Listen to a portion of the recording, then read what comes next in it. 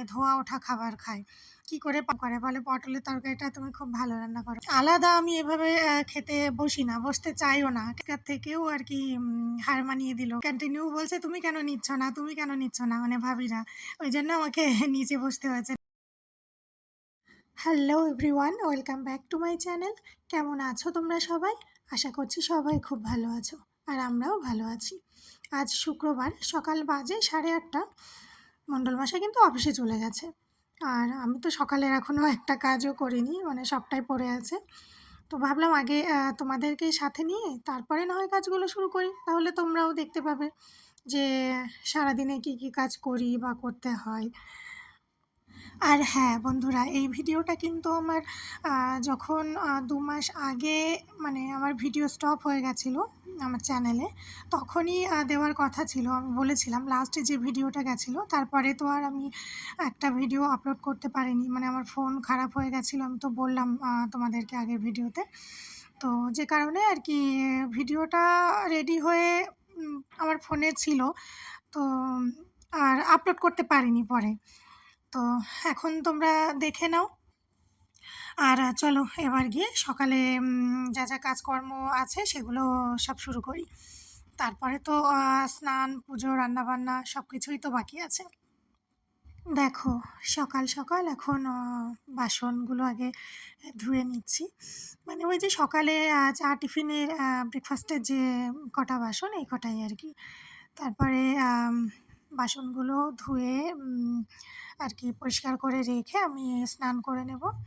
স্নান করে পুজো সেরে তারপরে আসবো দুপুরে রান্না বসাতে। তো আগে আগে টাইম থাকলেও রান্না করতে পারি না। তোমরা অনেকে হয়তো জানবে, মানে আমার কর্তামশাই ভীষণ গরম গরম খাবার পছন্দ করে। সে শীতকালে হোক আর গরমকাল, মানে বৈশাখ জ্যৈষ্ঠ মাসের যে ভরা গরমে সেই সময়তেও মানে ধোয়া ওঠা খাবার খায়।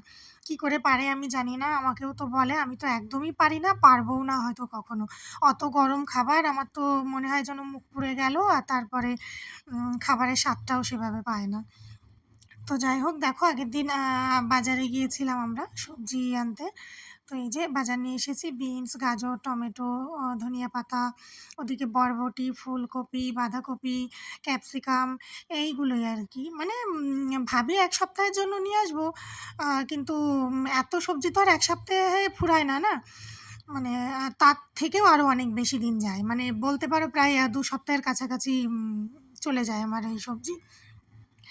কেন কি আমি কিনতে চাই কম, অল্প অল্প, কিন্তু কর্তামশাই আমার ও একদম কেন জানি না কম কম সবজি একদম কিনতে চায় না। বলে যে সবজি খেলে ক্ষতি কী, সবজি তো অনেক উপকার শরীরের জন্য, বরং তেল মশলা কম খেয়ে সবজি বেশি করে খাওয়া অনেক বেশি ভালো।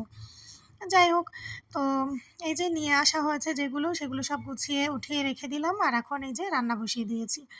আজকে রান্না করছি পটল, আলু আর তেলাপিয়া মাছ। তেলাপিয়া মাছ বলতে যেটা কলকাতায় পাওয়া যায় না, মানে মাঝখান থেকে কাটা লাগে না, একটা গোটা রান্না করলে হয়ে যায়, এরকমটা নয়। মানে এটা একটা তেলাপিয়া মাছ মানে 500-র উপরে ওজন, 500 গ্রামের উপরে। তো বুঝতেই পারছো কতটা বড়, মানে বেশ ভালোই বড় সাইজের। তো সেটাই পিস পিস করা আছে আর কি, মানে দোকান থেকে কেটে কুটে পরিষ্কার করে দেয়।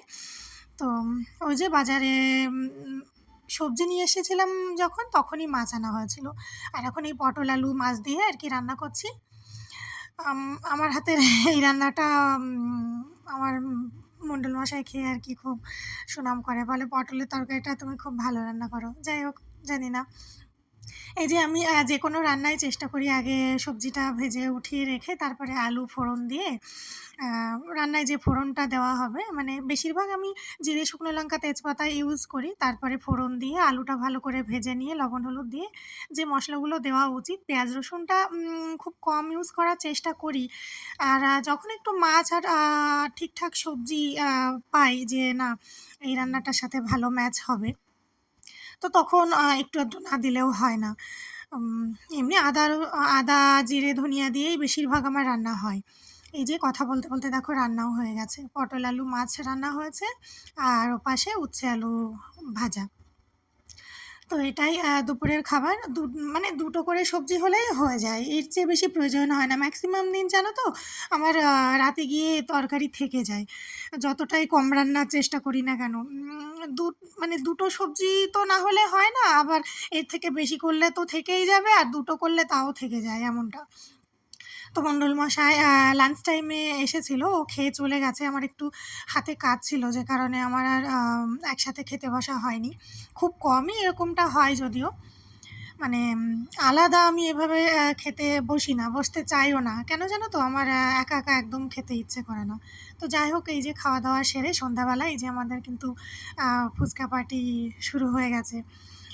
আহ, ওই যে আমাদের ঘরে জিনিস টিনিস নেওয়ার পরে ভাবিরা একটু মজা করে বলেছিল যে কিছু খাওয়াতে হবে। তো এরা যেহেতু ভেজিটেরিয়ান, তো আদার্স কোনো অপশান নেই কিছু খাওয়ানোর। আর আমার ননভেজ বাসনে তো ঘরে কিছু বানানো হলে খাবেও না, সেটা আমি যে মানে শুনে নিয়েছিলাম আগে থেকে। তো কলকাতা স্টাইলের ফুচকাই করেছিলাম, মানে আলু মাখাটা তো আমাদের জানা। আর ফুচকাটা হচ্ছে ঘরোয়াভাবে তৈরি, প্যাকেট কিনতে পাওয়া যায়, মানে পুরো রেডি, ভাজা রেডি থাকে। তো ওটা আর আমি বাড়িতে চাপ নিইনি, তাহলে আমার একার উপর দিয়ে অনেক বেশি টাইম লেগে যেত।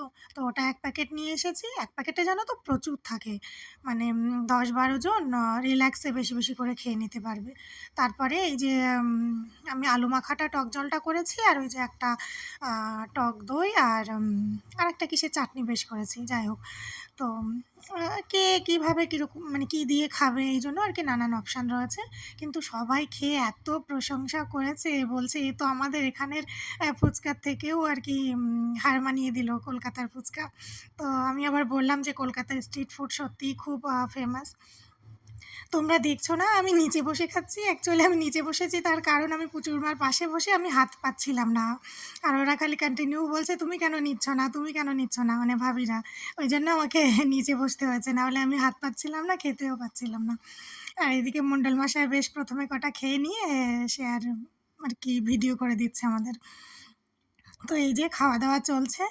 ভিডিওটা কেমন লাগলো অবশ্যই কমেন্ট করে জানিও, ভালো লাগলে একটা লাইক করে দিও। আর আমার চ্যানেলের নেক্সট সুন্দর সুন্দর ভিডিওগুলো দেখতে অবশ্যই কিন্তু চ্যানেলটাকে সাবস্ক্রাইব করে দিও। দেখা হবে নেক্সট একটা সুন্দর ভিডিওতে। ততক্ষণ পর্যন্ত তোমরা সবাই খুব ভালো